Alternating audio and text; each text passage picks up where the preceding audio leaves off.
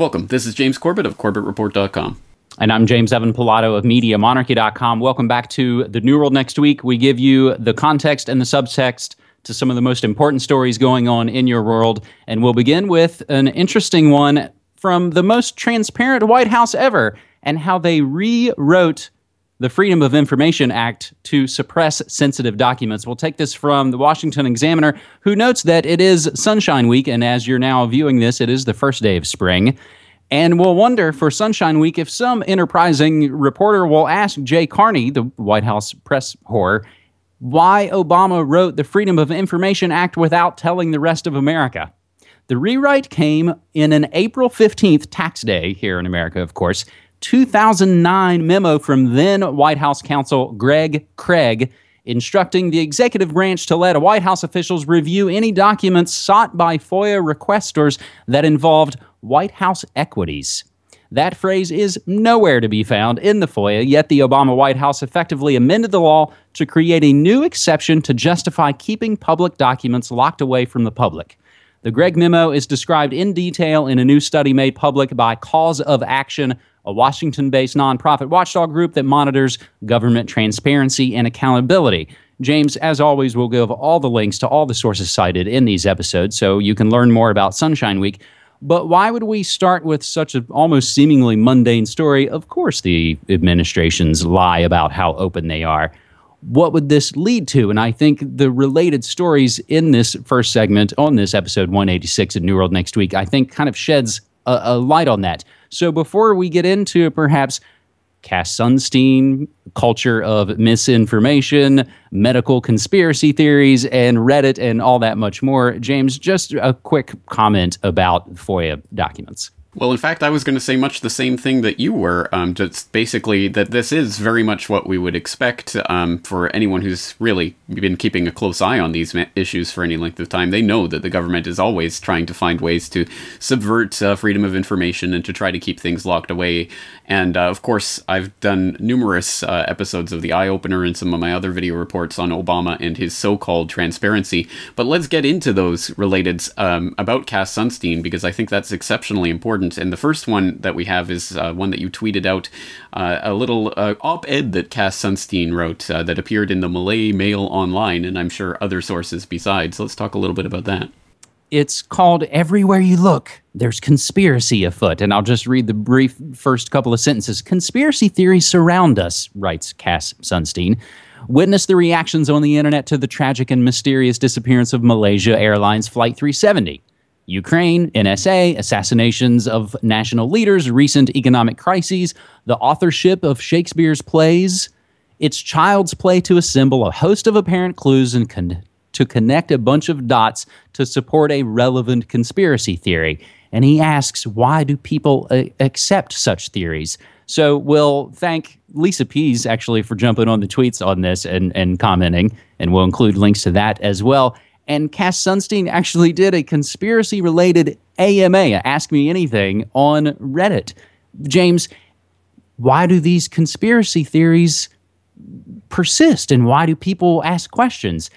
Is it because we're constantly lied to and kept in the dark about things that pertain to us? So another one making the rounds today, and of course it's funny how it all kind of goes together in the zeitgeist.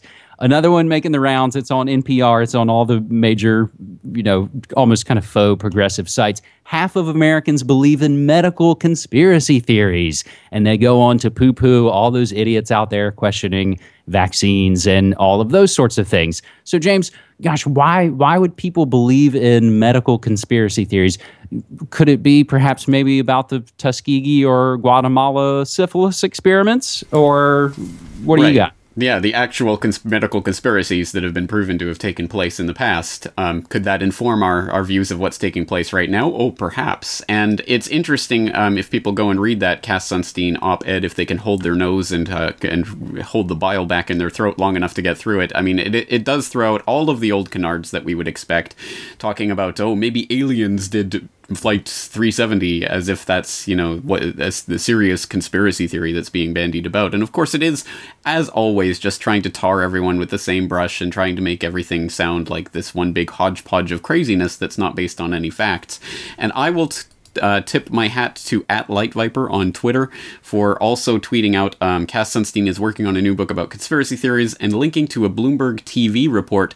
Federal Reserve is not a conspiracy, says Cass Sunstein, and I hope people will go and watch that because it relates very much to what I'm working on my Federal Reserve documentary, which it was a proven, admitted conspiracy by the conspirators who 30 years after the fact wrote editorials about how they conspired on Jekyll Island to form the Federal Reserve. It's an openly admitted conspiracy, and here's Cass Sunstein coming along to tell you you're crazy if you believe that. So it just goes right in the face of facts, but I think that's the point. Basically, they're getting people to divide up into teams. You're not going to go out on that fringe conspiracy branch, are you? You know that's just craziness, and only crazy people hang out on that branch. Well, if people like Cass Sunstein are attempting to define where I can't go, cognitively speaking, I think I'll be happy to ignore him and his cronies. And I think that the LA Times article that you cite there, nearly half of Americans subscribe to a medical conspiracy theory.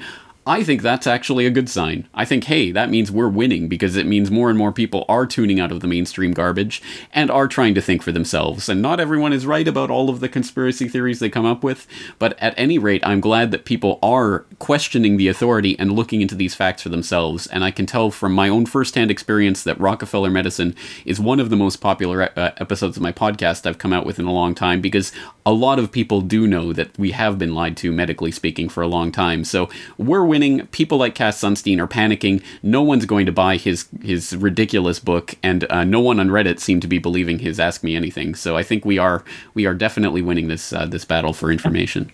Just as at a quick glance, I saw on Reddit, most of the people were like, "Who is this guy? What the crap is he even talking about? He doesn't seem to know what he's doing."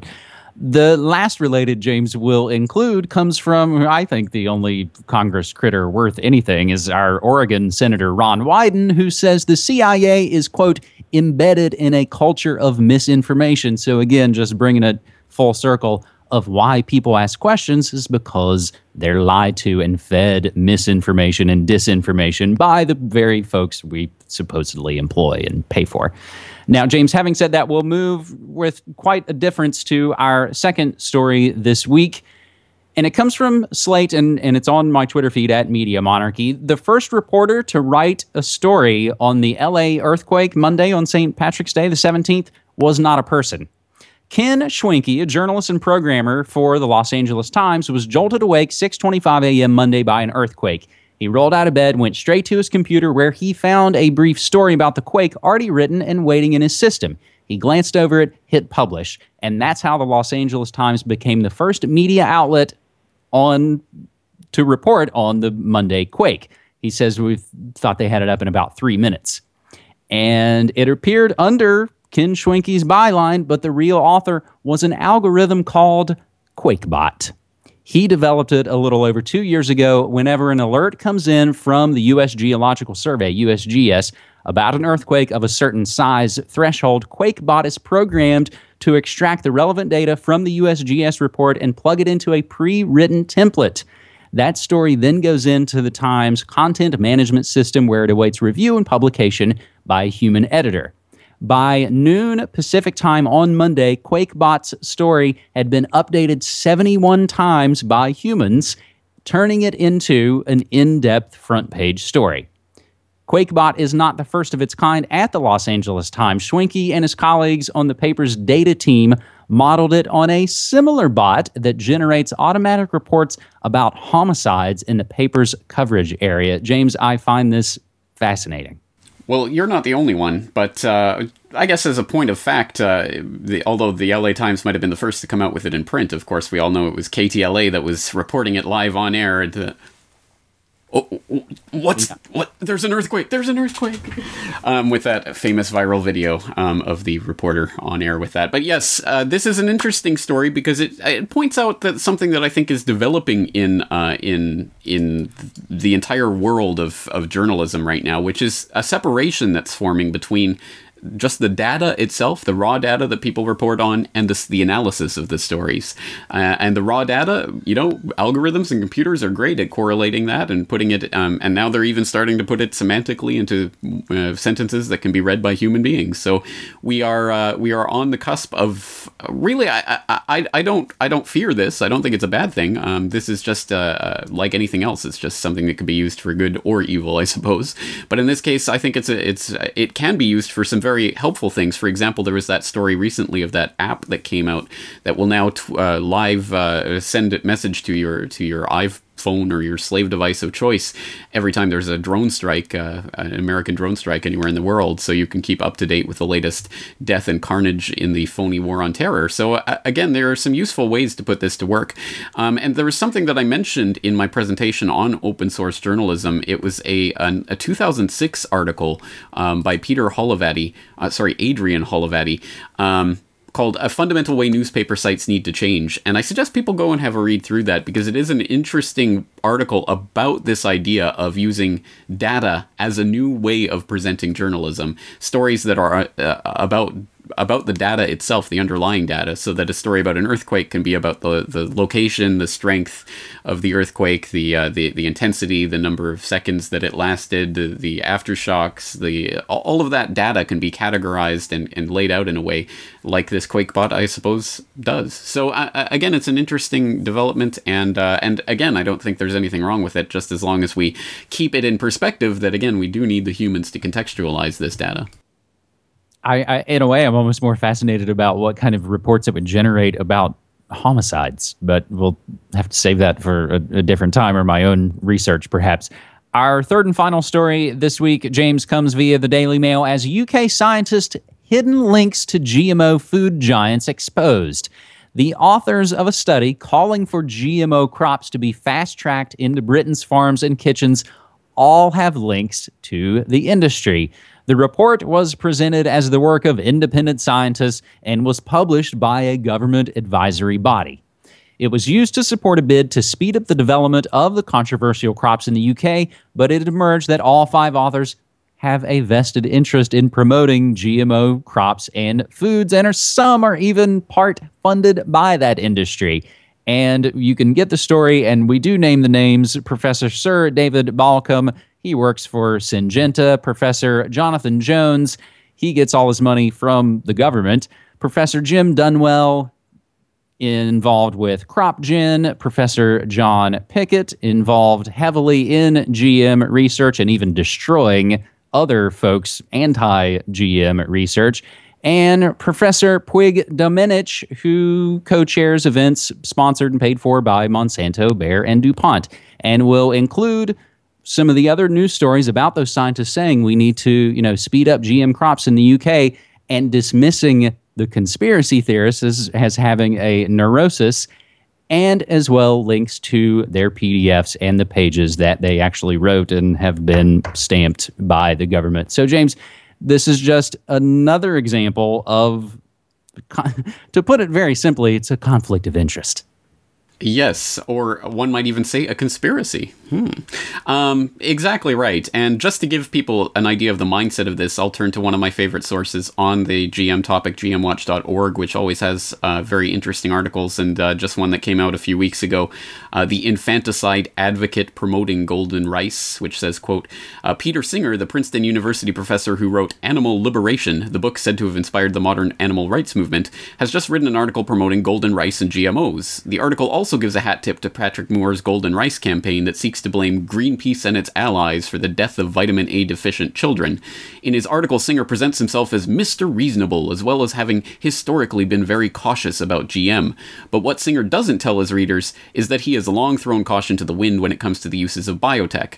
Thus, in his 2002 overview of the politics of transhumanism, Singer writes, writings on the permissibility of euthanizing certain disabled newborns inspired howls of outrage and accusations of fascism fascism. But the singer also argues, we must employ the new genetic and neurological sciences to identify and modify the aspects of human nature that cause conflict and competition. So here we have this transhumanist promoting, infanticide promoting, bestiality promoting. That's another one of his little gems that he's come out with in one of his books, Dearest Pet on Bestiality.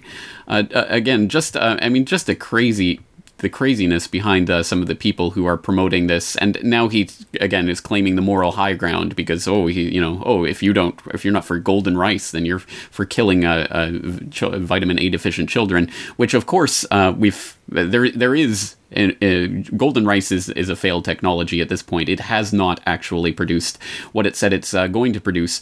But on a positive note, I think people are more and more waking up to this and more demanding action on this very subject. And on that note, I'll throw it over to acbio.org.za, which is the African Center for Biosafety, which had a press release just a couple of days ago. Monsanto forced to withdraw unsubstantiated advertising claims on benefits of GM crops. Advertising Standards Authority of South Africa, which is a great story about how basically the Advertising Standards Authority of South Africa is making Monsanto retract claims from its website that it does not prove about how they help the GM crops enable us to produce more food sustainability while using fewer resources, blah, blah, blah. All of the same PR garbage that has absolutely no science for it, and in fact a lot of science against it. And Monsanto is finally, in South Africa of all places, is finally being taken to task for spouting this PR crap on their website. So the baby steps are being made, but unfortunately very powerful, very rich, very well-funded sources are arrayed against us in this fight, and they are trying to shove this GM crap down your throat. So I think people need to be aware of this and need to be exposing the ties and speaking out against this agenda at every possible opportunity in every possible forum, including in your own daily life and choosing what you put in your own body, and to the extent possible, mitigating that as much as possible.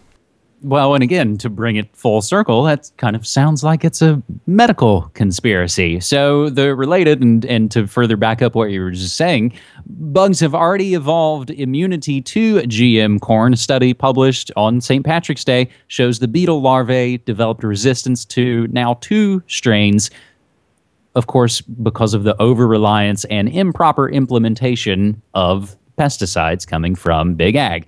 And we'll thank wearethird.net for the anti-GMO shirt. And just quickly mention, James, as we wrap this episode up, some of our other updates and stories that we've been covering recently on New World Next Week. As of just a couple of hours ago, and possibly the story will change by the time you're watching this, but probably not, the Australian Prime Minister says satellite imagery found objects related possibly to Flight 370. And James will include your latest episode, How to Steal an Airplane from 9/11 to Flight 370. More bankers jumping off of buildings, 12th bankster suicide this year, thanks to @BrockWest on Twitter. @Petra Kramer points out how Cold War hungry neocons stage managed Liz Wall's resignation from RT. And of course, folks using hashtag New World Next Week to get us stories like UK nuclear power station taken offline over fears of Fukushima-style disaster, and revealed the Ministry of Defense secret cyber warfare program. And also, James, the last word for me, I was recently on the Ripple Effect podcast, and that is now posted, and more media coming from Media Monarchy. Excellent stuff. I hope people are subscribed to the feeds there, and hopefully we're still working on the New World Next Week feed. We are. All right. Excellent. Well, hopefully we'll have that for you guys very soon. Thank you again, newworldnextweek.com. James Evan Pilato, thanks again for your time. Thanks so much.